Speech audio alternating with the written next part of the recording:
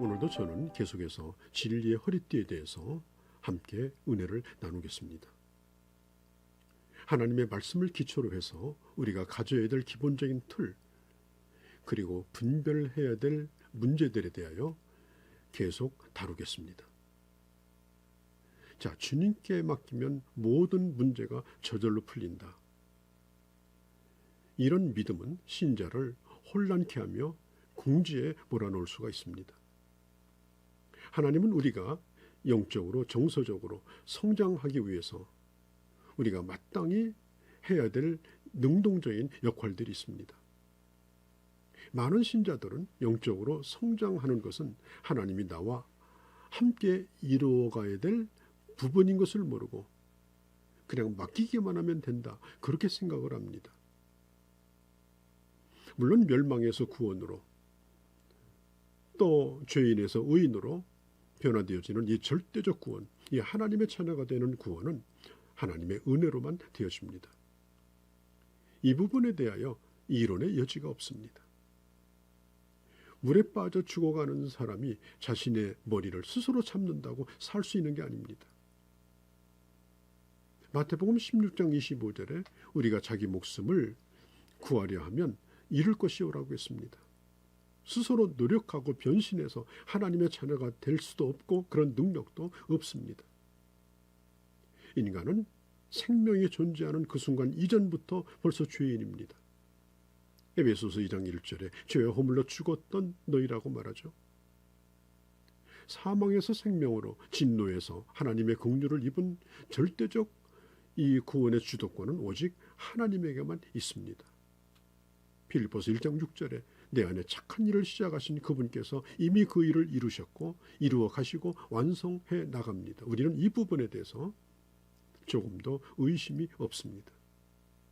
그러나 우리가 하나님의 자녀로 성숙해가는 데 있어서, 영적 전쟁에서 승리하는 하나님의 자녀로 서는 데 있어서는 우리는 하나님과 함께 노력해야 될 부분이 있습니다. 나 스스로를 구원할 수 없다는 그런 사실만 주장하고 다 맡기면 된다, 아무 일도 일어나지 않습니다. 하나님이 우리에게 약속하신 것, 우리에게 확보해 주신 것을 우리 손으로 얻기 위해서는 적극적으로 신앙생활을 잘 하려고 하셔야 합니다. 디모데전서 4장 15절에 이 모든 일에 전심전력하여 너의 진보를 모든 사람에게 나타내게 하라고 그랬죠. 믿음의 선한 싸움을 싸우라, 영생을 취하라, 이를 위하여 너희가 부르심을 입었다. 디모데전서 6장 12절입니다. 빌립보서 3장 14절에 표대를 향하여 그리스도 예수 안에서 하나님이 위에서 부르신 부름의 상을 위하여 쫓아간다고 했습니다. 내가 하나님의 사람다운 사람이 되기 위해서 내가 해야 될 내 역할이 있습니다. 오늘 저는 그런 부분을 좀 다루겠습니다. 우리 주변에는 하나님이 주신 신분만을 강조하고 그리스도인으로서 해야 될 그런 책임과 또 우리가 해야 될 부분에 대해서 입을 다무는 경우가 있습니다. 그리스도 안에서 당신의 신분에 초점을 맞추기만 하면 됩니다. 그분이 당신에게 모든 걸 확보해 주셨습니다. 우리는 부족함이 없습니다. 당신이 참으로 그리스도 안에 있는 당신의 신분을 믿는다면 지금 처해 있는 바람직하지 못한 그런 상황에서 하나님이 당신을 벗어나게 할 겁니다. 얼마나 매력적인 얘기입니까? 전혀 힘든 것을 요구하지 않습니다. 앞으로 주어질 하나님의 나라에 우리의 신분을 잊지 않고 있다면 모든 것을 하나님이 변화시켜 줄 거라고 강조합니다. 그러나 이런 가르침이 구원을 이루어가는 성화의 과정에 대하여 그릇된 그런 메시지를 줄 수가 있습니다. 하나님께서 분명히 우리에게 하늘에서 영원한 신분을 확보해 주셨고 또 모든 신령한 복으로 우리에게 복을 주셨습니다. 에베소서 1장 3절. 그러나 성경은 우리가 보장받는 것을, 약속한 것을 가서 자기 것으로 만드는 수고를 하라고 말씀합니다. 자, 이스라엘 백성들이 가나안 땅을 이미 확보했죠. 약속을 받았죠.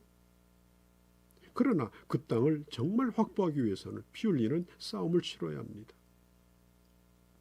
이스라엘 자손들에게 말하여 그들에게 이르라. 너희가 요단을 건너 가나안 땅에 들어가거든 그 땅에 거민을 내 앞에서 몰아내고 그 새긴 석상과 부어 만든 우상을 다 파멸하여 신당을 회파하고 그 땅을 취하여 거기 거하라. 내가 그 땅을 너희의 산업으로 주었습니다. 너희가 만일 그 땅의 거민을 너희 앞에서 몰아내지 않으면 너희의 남겨둔 자가 너희의 눈에 가시와 너희의 옆구리를 찌르는 것이 되어 너희의 거하는 땅에서 너희를 괴롭게 할 것이다. 민수기서 33장의 말씀입니다. 하나님은 구원받은 우리에게 평안과 그리고 그리스도의 형상을 닮는 그런 자격을 주셨지만 그 신분에 걸맞는 삶을 누리기 위해서 싸워야 되는 싸움이 있다라고 분명히 말합니다. 예수 믿은 후에도 내 옛사람, 그 옛사람이 아직도 내 안에서 주인 노릇을 하려고 주장을 합니다. 그래서 틈틈이 옛사람이 고개를 들고 일어납니다. 과거에 자신이 누리던 영역을 주장합니다. 그러므로 예수 믿는 사람은 그리스도 안에서 자신의 신분과 안전함을 인식하고 있어야 합니다. 그러나 구원의 안전이 성도가 마땅히 힘써야 될 그 모든 부분을 회피하는 그런 이유가 되면 안 됩니다. 아무것도 하지 않고 안전만을 실감해 보려고 하지만 나중에는 점점점 힘을 잃어갑니다. 나중에는 내가 정말 안전한 것인가 회의에 빠집니다. 무기력에 빠집니다. 잘못하면 뿌리채 뽑힙니다. 그래서 하나님과 바른 교제, 또 교회 안에서 건강한 성도의 역할, 또 성도의 교제, 이것이 우리에게 굉장히 중요한 것입니다. 에베소서 3장 17절에 보면 사랑 가운데 뿌리가 박히고 터가 굳어지고 라고 말하죠. 또 에베소서 4장에 보면 온 몸에 그 마디를 통해서 도움을 받아서 연락이 되고 상합하고 그래서 분량대로 역사해서 몸을 자라게 하고 그리고 스스로 세운다고 했습니다. 이 스스로 세우느니라. 에베소서 4장 16절 이 스스로라고 하는 말이 뭡니까? 우리가 그렇게 하려고 해야 되는 겁니다. 의지가 없어서는 안 됩니다. 우리는 종종 이런 얘기를 듣죠. 자신을 바라보지 말고 주님을 바라보십시오. 물론 맞는 말입니다. 주님께 고정시켜야 합니다. 얼마나 그런데 이것이 영적이고 신령한 소리로 들립니까? 자, 이러한 이 가르침은 강력한 하나님의 사람을 만드는 데 있어서 1%가 부족한 가르침입니다. 자신의 내면을 깊이 성찰하고 낱낱이 구체적으로 들여다보지 못하게 하고 그리고 겉으로 허황된 그런 논리에 빠져서 그렇게 되기를 마음으로만 원한다고 해서 그런 사람이 저절로 되는 것이 결코 아니라고 하는 사실입니다. 그래서 주님께서 산상보훈을 가르쳐 주시면서도 먼저 자신을 성찰하는 것이 우선임을 말하고 있죠.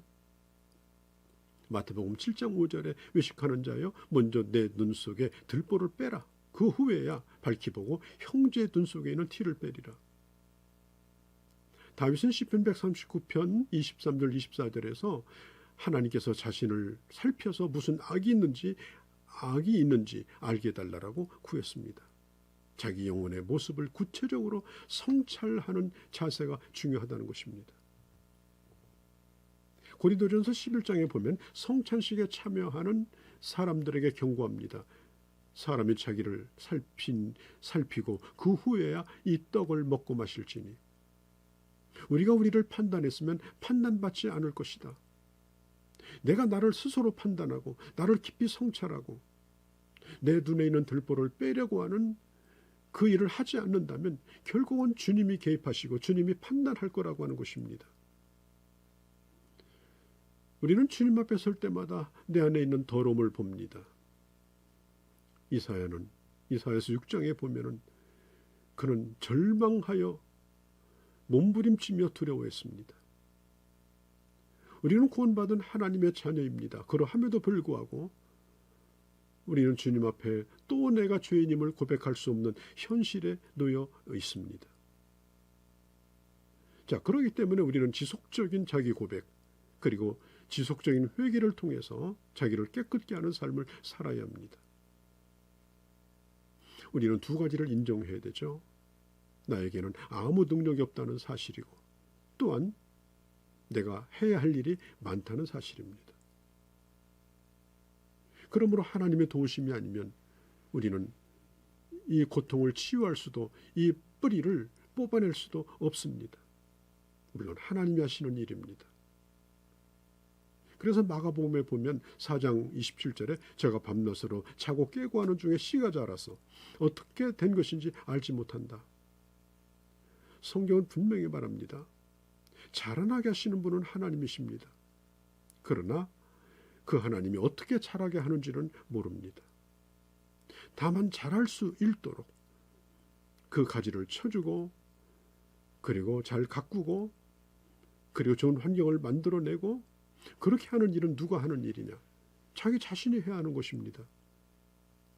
그렇게 해야 가지도 건강하고 그렇게 해야 햇빛도 잘 들고 그렇게 해야 영양도 잘 빨아들여서 좋은 열매를 맺는 것입니다. 이런 진정한 자기 고백이 없이 그런 열매를 여러분 기대할 수가 없는 것입니다.